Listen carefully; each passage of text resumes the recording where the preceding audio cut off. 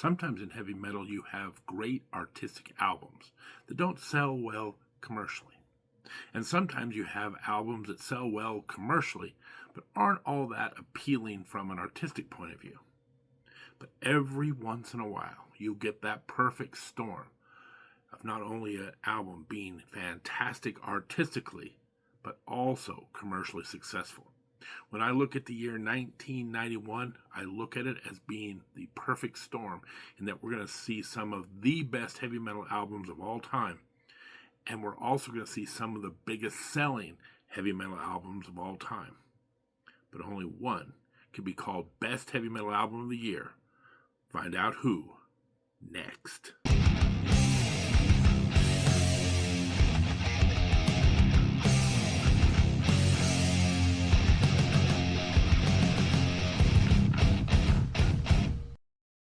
Welcome, metal enthusiasts, to another episode of the Metal Dude Abides. Tonight, we are going to be breaking down another fantastic year in heavy metal, 1991.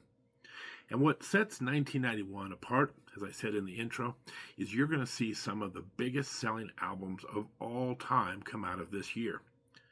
It's kind of interesting. Metal's a little bit at a crossroads in that you have now a decade plus of traditional heavy metal that came out of the new wave of British heavy metal back in 1980. Out of that, you have the very commercially successful hair metal that's kind of right at its twilight. But you also have the up-and-coming thrash metal movement that came out in the mid-80s that's kind of at its peak. And then to throw all of that into another mix, you have really the year grunge explodes upon the scene. 4 different styles of music, all of them enjoying great commercial success at the same time. Kind of unprecedented. Now, the Grammys this year are going to give us a hard rock and a heavy metal category. We will start with hard rock.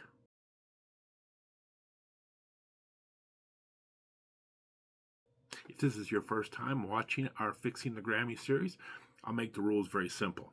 The Grammys are going to give us their nominations for the best hard rock and best heavy metal performance of the year. Our task is simple. Is that nomination worthy of being passed on, or are we going to reject it in favor of someone else? The first nominee for best hard rock performance from the Grammys, AC/DC with their song Money Talks. Now, if you're familiar with this series, there's a phenomenon in the Grammys called double dipping, which is simply this. We are in the year 1991. AC/DC put out a sensational album in 1990 called The Razor's Edge. So in my humble opinion, if you're going to run the Grammys the correct way, all that album and all the songs off that album would be up for nomination in 1990 only. But the Grammys like to take an album or a song from one year and then put another song or the album out the next year, thus the term double dipping. AC/DC got their flowers in 1990, so they're getting pitched in 1991. In its place, we're going to put one of the biggest and best grunge metal albums of all time. This was a real trendsetter and is hailed as one of the greatest grunge metal albums of all time. Nirvana, Nevermind. This album is artistically fantastic and also sold over 30 million copies worldwide. I think there's at least 5 great songs on this album.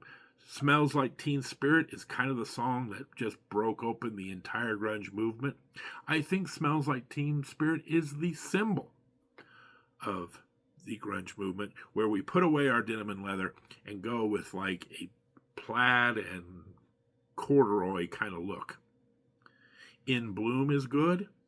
Come As You Are, sensational. Breed, very underrated, great track there. In fact, Breed, the guitar intro to this song was the theme to Headbangers Ball for a bit. Lithium is another all-timer. Overall, I would say this is, again, that perfect storm of a great album that's also commercially successful. I don't see how in the year 1991 you can't put Nirvana's Nevermind at the top of the list for a Grammy nomination. Our second nominee from the Grammys is Alice in Chains with their song Man in the Box. Now, once again, if you watched our video where we went through who should have won the Grammys in 1990, Best Hard Rock Album went to Alice in Chains' Facelift. This song is off that album, so once again, this is the infamous double dip. And so Alice in Chains, once again, got their flowers in 1990 and will not be going forward in 1991. We replaced one grunge band with another grunge band because in Alice in Chains' place, we're putting Pearl Jam and their debut album, 10. I don't know, maybe it's just the circles I run in, but it doesn't seem like Pearl Jam gets nearly the credit that, say, Nirvana gets. Or even, for that matter, Alice in Chains and Soundgarden. They've kind of become the forgotten of the big four. But this album was just as big as Nevermind. Nirvana, in the States, Nevermind sold about 13 million copies. 10, in the States, sold about 13 million. They were neck and neck for probably the biggest album of the year. Now, much like Nirvana, there's like 5 or 6 really great songs on this album. The album starts with Once, the mega hit Even Flow, Alive, Black, and my personal favorite, the very disturbing, very poignant Jeremy. Not only is Jeremy a sensational song, a thought-provoking song, one of the most disturbing videos from way back in the day.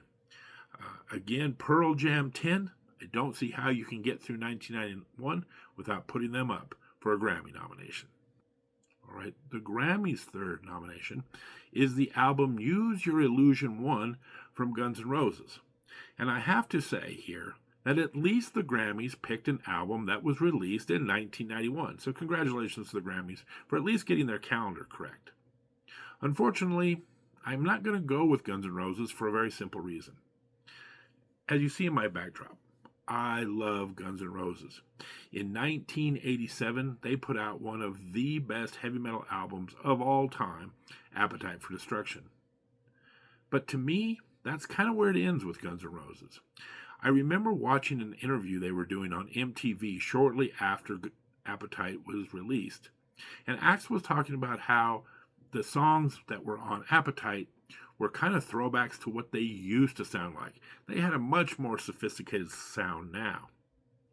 Well, 4 years later, they came out with not one, but 2 albums, released at midnight, Use Your Illusion 1 and 2. The anticipation for these albums was great.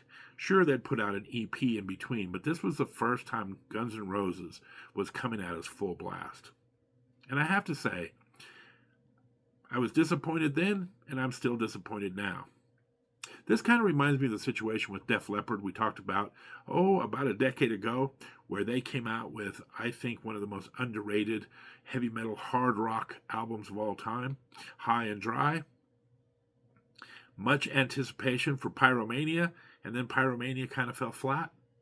Well, I went back and I listened to Pyromania again as I was doing a special for that year for this channel, and I was like, it's not as bad as I remember it. So I did the same thing with Guns N' Roses, Use Your Illusion 1 and 2, and I still came to the same conclusion. Yes, there are some very good songs on these albums, but maybe if they had just released one album and crammed all the good songs on one disc, it would have been fine. But there's a lot of filler in Use Your Illusion 1 and 2. And arguably the best song on each disc is a cover song. On Use Your Illusion 1, you have the old Paul McCartney Wings classic, Live and Let Die. And over on Use Your Illusion 2, you have the Bob Dylan classic, Knock, Knock, Knocking on Heaven's Door. One other thing about this. Knocking on Heaven's Door had been released for like a movie soundtrack or something of that nature long before this album came out, so that wasn't even a new track to fans. Overall, maybe if they would have put everything in one album, it would have been fine. Maybe if there was a particular song that stood out, maybe they could squeeze out a nomination. But in a year where there were so many great heavy metal albums, Use Your Illusion 1 and 2, neither one of them is going to make the cut. I'm going to replace Guns N' Roses with a much superior album, in my opinion. Slave to the Grind by Skid Row. This is the second Skid Row album, and it is an absolute banger. It also holds an interesting distinction. It is the very first heavy metal album to end up number one on the charts. Keep in mind, they changed the algorithm for how they decided who was going to be on the top of the charts. I didn't even know this before all of this switching happened, but if you look at the charts, who's number one, who's number two, it was never based on sales, believe it or not. It was based on radio airplay. So the number of times a song was being played, that's what would get recognition. So they kind of changed it so it would be more reflective of how many albums they sold. Heavy metal did much better than when it was just a popularity contest of who was being played on the radio. So, weird distinction. Even though there's been huge selling albums in the past, right? Guns N' Roses' Appetite, AC/DC's Back in Black.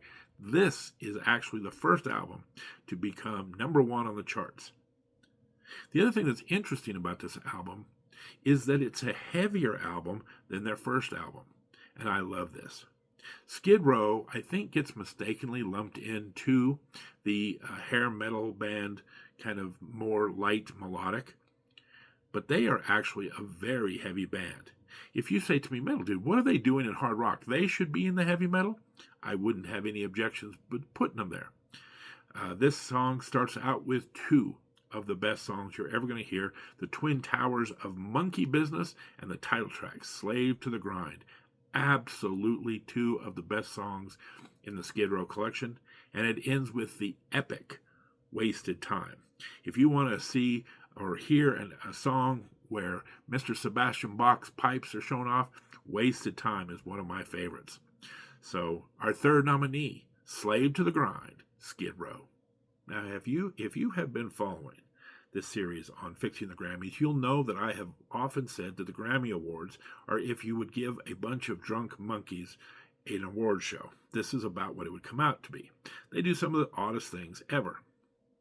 Well, in 1991, in the hard rock nominations, they're only going to nominate 4 bands. And I don't know why. Every year they nominate 5 bands. 1 winner, 4 runner-up. Except this year. I tried to look it up and tried to figure out, did someone get disqualified? What happened? I think they just had 4 nominations this year.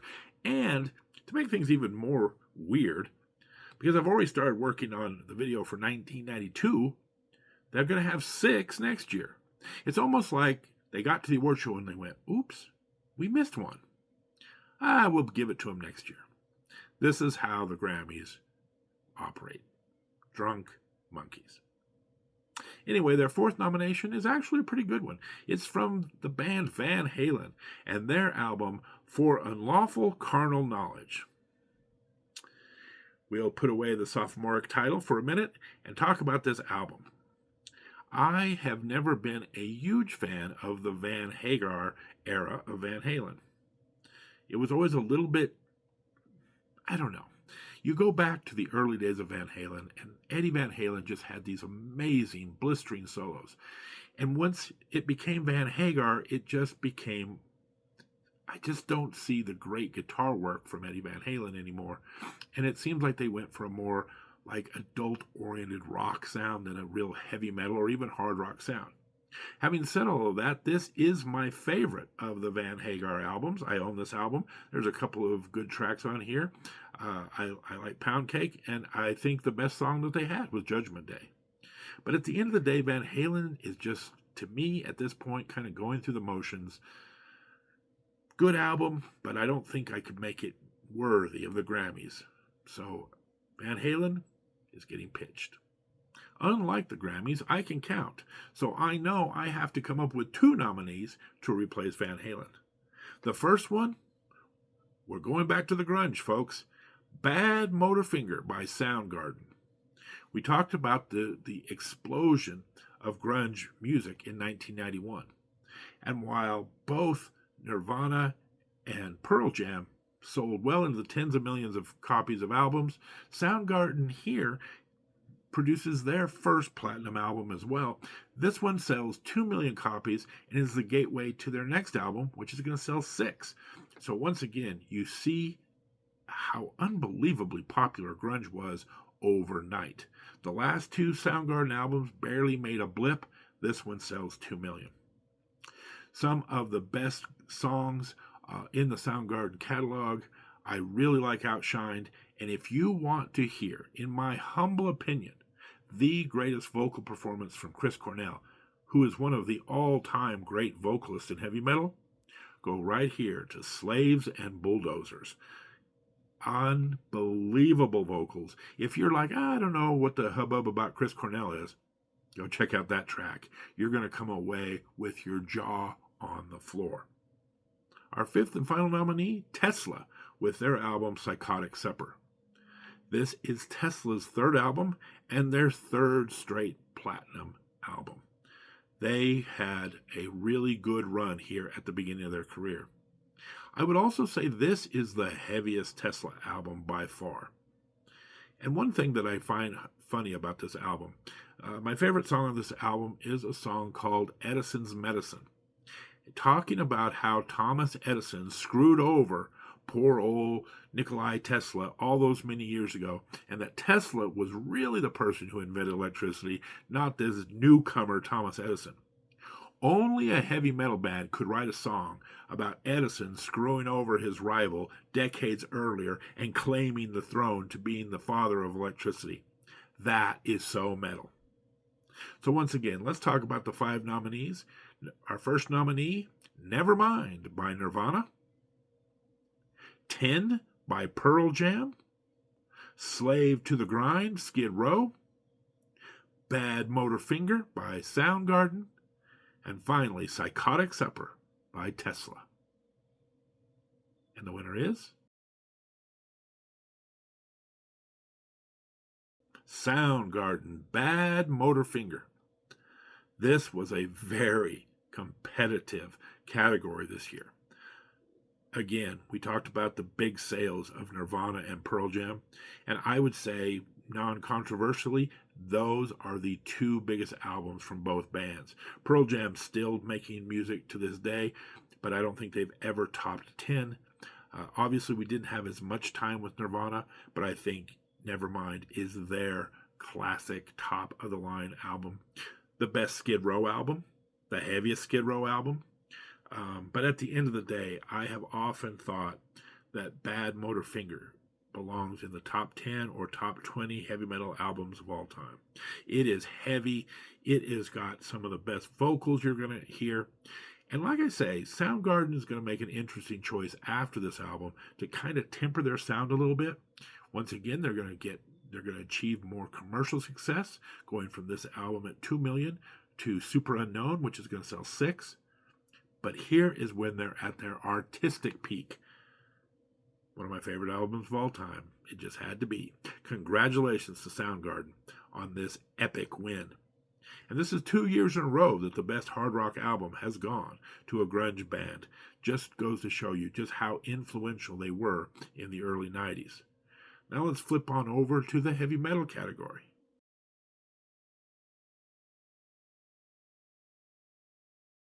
The Grammy's first nomination is a bit of a head-scratcher. Anthrax, Attack of the Killer Bees. I've never looked at this album as like a cohesive album, start to finish, an album that the band meticulously crafted and put together. As Anthrax himself says, these are kind of some miscellaneous B-side songs that they've been kicking around. It's almost like a best of songs that didn't make other albums. It just lacks the that comprehensive feel of Among the Living or Spreading the Disease, even Persistence of Time or State of Euphoria. I really feel this is kind of one of the weakest albums in the Anthrax catalog.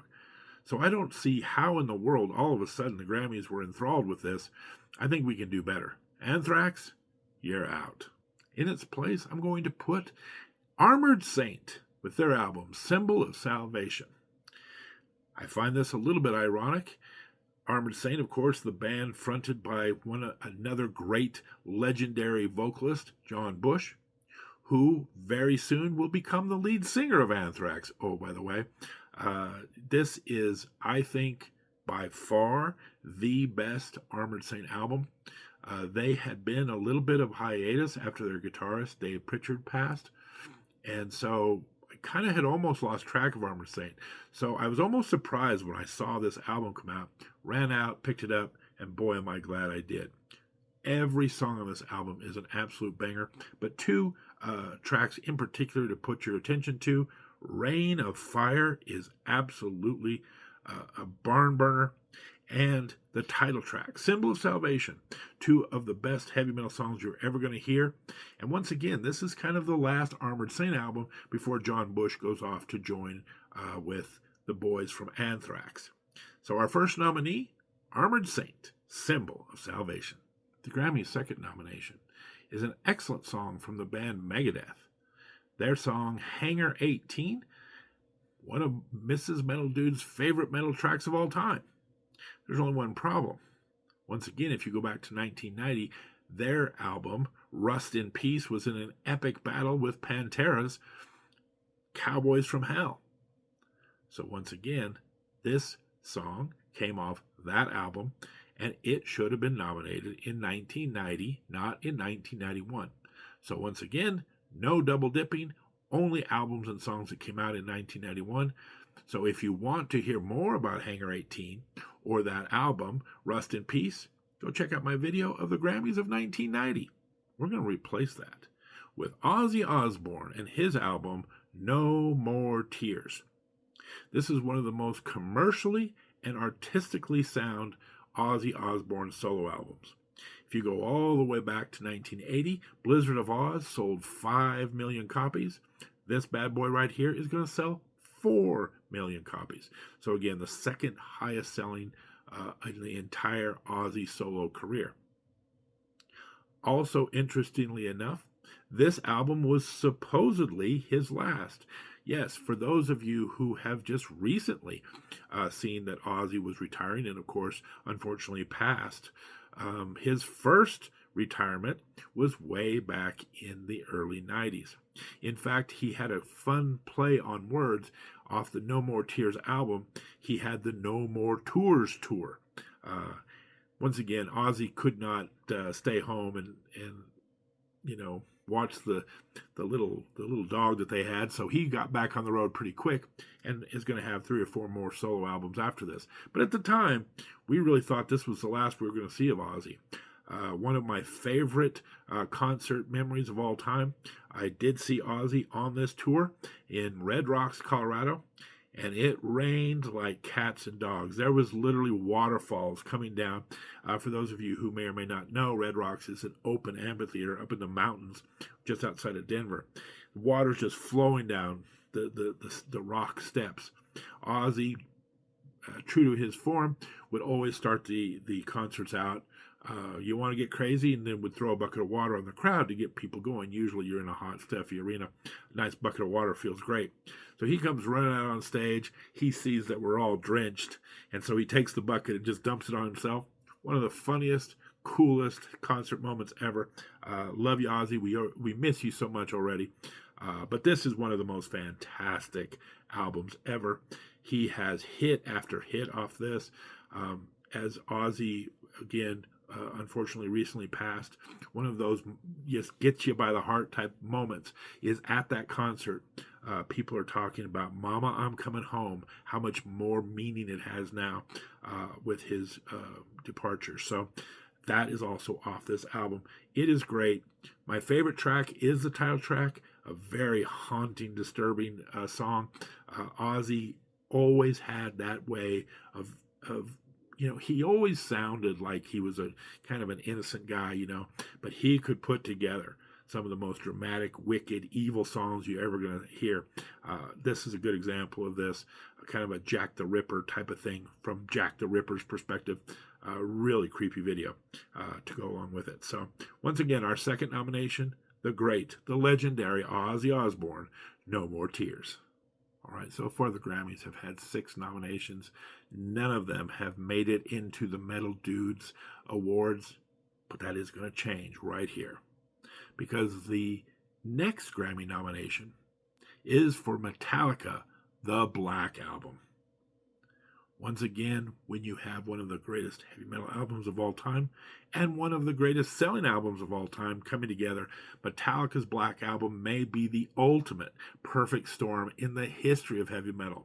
This bad boy sold over 30 million copies. And if you were around back then, boy, the opening tracks to this album, Enter Sandman, were everywhere.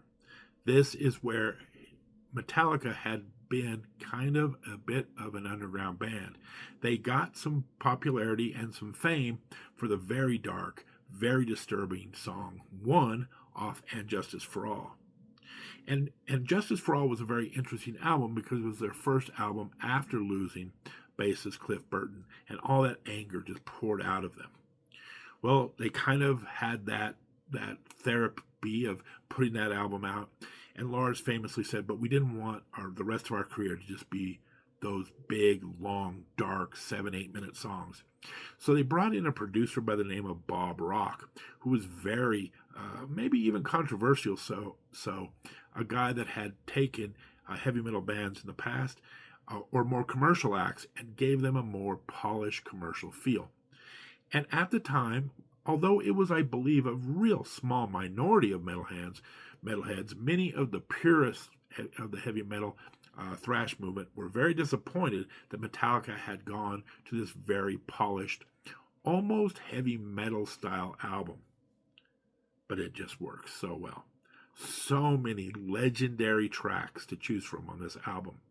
My favorite is The Unforgiven, a tremendous ballad that talks about, going through your life with all these regrets and being angry at the people that put you in that position.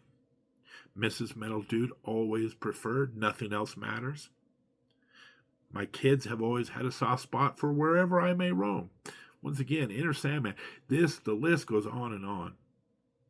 This is the peak of Metallica, who have gone from this underground thrash band to the absolute top of the metal world and has stayed there for decades based on the popularity of this album. There is no way you could have a Grammy nomination in 1991 and not include Metallica for the Black Album. Stop the presses. The Grammys are about to have a second nomination that we're going to keep. Motorhead with their album 1916. Motorhead, one of my favorite bands of all time, once again, over my shoulder. But I will say, maybe this is a bit of a hot take, this right here is the last great Motorhead album. But what a run they've been on. Going all the way back to the late 70s with Overkill, all the way through here. 8 of some of the best heavy metal albums of all time. 1916 has one of my favorite Motorhead songs, I'm So Bad Baby I Don't Care. I have always talked about how Lemmy has some of the most ferocious but comical lyrics in metal today. If you've never heard I'm So Bad Baby I Don't Care, let's just put it to you this way. The song starts off with the line, I make love to mountain lions.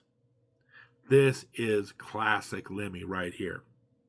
This is also the last album to feature Filthy Phil Taylor. Going all the way back to the beginning of this, the original Motorhead of Lemmy, Fast Eddie Clarke, and Filthy Phil.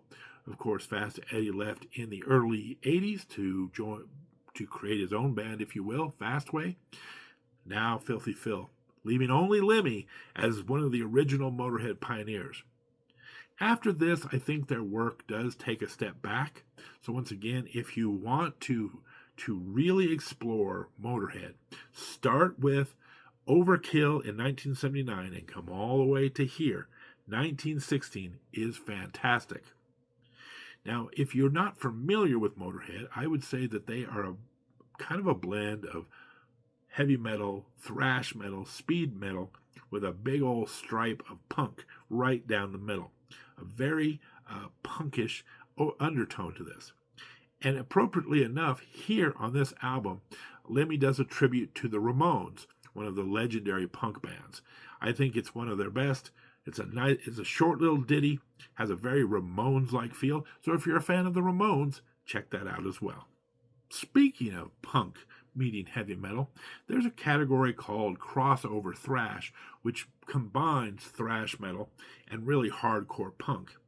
And one of the pioneers of that is our fifth and final nominee, Corrosion of Conformity, with their album Blind. While Lemmy and Motorhead kind of beautifully blended punk into a variety of heavy metal styles, Corrosion of Conformity is really that one of the pioneers of that crossover thrash feel. One of my favorite songs of theirs of all times, The Dance of the Dead, is a real standout track on here. A Corrosion of Conformity, interestingly enough, really started off as a hardcore punk band. This is really their first album where they're like, let's move away from punk and start metal. And it is, in my opinion, the highlights of their career. So once again, the 5 nominees for Best Heavy Metal Album of 1991. Armored Saint, Symbol of Salvation. Ozzy Osbourne, No More Tears. The Black Album from Metallica. 1916 from Motorhead. And finally, Corrosion of Conformity with Blind. And the winner is...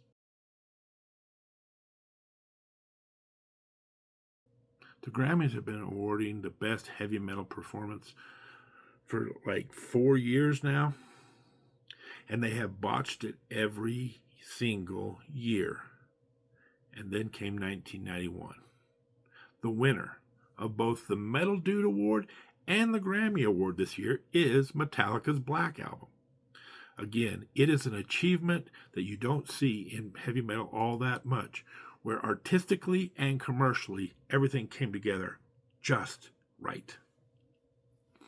Now, I would say, even in giving the Grammys credit for finally getting this right, they're at a stretch right now after screwing Metallica over from the first Grammys. They're just giving it to them every year. So it's kind of like a broken clock is right twice a day. It's kind of that. I don't know that they necessarily had this right, except for the fact they're like, we're not going against Metallica ever again. If Metallica does anything, we're just going to give it to them. So even though they got it right, I'm not even going to give them credit here. But it's the first time the Grammys awarded someone that we have also agreed was the best album of the year. So I guess there is something about that. But I can't let the Grammys off the hook that easy. Let's see what else they were up to that year. The big artist that year winning songs of the year, albums of the year, you name it, was Natalie Cole. I can't really diss this. It was a really sweet and beautiful gesture. We had really started getting to that age of where we were able to do some, kind of cool things. And she was able to do a duet by taking tapes of her, at that point, deceased father, Nat King Cole, and doing kind of a duet with him. It was really kind of heartwarming. And she's got a beautiful voice, and it's a great song. So I'm not going to diss that too much. However, newcomer of the year went to Mark Cohn for this cheesy song called Walking in Memphis. It was like, I saw the spirit of Elvis floating above a gas station, and I saw the outline of his guitar in my banana split, and, it was just one of those kind of stupid-ass songs. Once again, we just talked about, sometimes you could say, well, the Grammys, they're looking for new artists that have big sales and this, that, and the other. Maybe they're not looking quite at the artistic thing. Well, we just got through talking about the fact that Pearl Jam had one of the greatest opening albums, debut albums, 13 million copies. Didn't even get a sniff. Nirvana, while this was technically not their very first album, doesn't stop the Grammys from doing dumb stuff in the past. They could have acknowledged Nirvana here as well. Lots of very good bands that they could have chosen. Mark Cohn just kind of leaves me with, once again, it was a probably adult rock hit for 6 months, and there you go. He gets in there. Now, this year, again, there's no rhyme or reason to the Grammys. Usually they have a best male vocalist, best female vocalist. That year, I don't know, they were feeling very woke or something. We're just going to combine the women and the men. So Bonnie Raitt gets best vocalist of the year for solo work and for group efforts. Beating out, get this, Bob Seger, no. And then for group vocals, because she did a duet with someone, right? Beating Queensryche, Jeff Tate, Silent Lucidity. Universally known as one of the best vocal performances across the entire history of rock and roll. Yeah, we're going to give it to Bonnie Raitt that year. Sure. The other album was Best Rock Song. This would have come from the artist known as Sting for his work on Soul Cages. Now, I don't want to get too overboard. This was an album that he dedicated again to his late father. But this is one of the worst Sting solo albums of all time. And once again, Soul Cages wasn't even one of the better songs on that album. And yet it beat out the likes of Metallica, who again had Enter Sandman, and again Queensryche for Silent Lucidity. I do see at least heavy metal bands getting some nominations here. But again, there's just artists like Bonnie Raitt and Sting who just seem to get an award for just living in that year. Not a big fan of either of those artists in this particular year. And finally, if you're like, well, maybe they didn't know about Nirvana until later, they did put Nirvana as a nominee for Best Alternative Album. So once again, they were aware of Nevermind. They gave it a nomination for Alternative Metal, didn't give them the award. Now Nevermind is thought of as one of the all-time classic albums. But at the time, the Grammys, they put it in the alternative category. Never really looked at it as a hard rock album. Whatever. Completely missed the Nirvana train. And, I guarantee you, in 1992, they'll try to make up for it because they'll be like, dang it, we missed another big one that just came through. We didn't give it near the amount of credit it should do. It was due. So once again, a complete whiff from the Grammys. And that's our show. Now, we just got through talking about 1990. Now we're to 91. Next year, 92, is another great year for metal. My channel is kind of dedicated, if you've ever heard me talk about metal, the greatest decade of heavy metal, in my humble opinion, was the 80s. But if you want to look at the stretch of when heavy metal was at its best and go out of a 10-year decade, if you go from the last few years of the 70s through the 80s and then those first few years of the 90s, you're going to find gem after gem after gem. I'm going to tell you right now, I'm working on 1992 right now, and it is one of the toughest years I've ever done. Such a deep year where there's so many worthy bands that have put out albums. It's going to be an all-timer, folks. I guarantee it. 1991, you have the big commercial albums. You have Guns N' Roses, you have Metallica, you have Nirvana, you have Pearl Jam. But 1992 is one of those albums where maybe not the commercial success, but from an artistic perspective, woof, off the charts. And the best way to keep track of all these great years and find out what the best music was year by year is to subscribe to this channel. We go every Tuesday tracking down the best heavy metal. We started all the way back in the late 60s. We're going to go all the way into current day. Join us through the 90s. We're going to find out all sorts of great music, and you don't want to miss any of it. So subscribe, ring the bell, and give me a like. The YouTube algorithm is a little finicky. Sometimes it doesn't like to push these videos, so you could do me a solid by going ahead and hitting a like here and help me get my content out. But in the meantime, this is the Metal Dude signing off. Take care.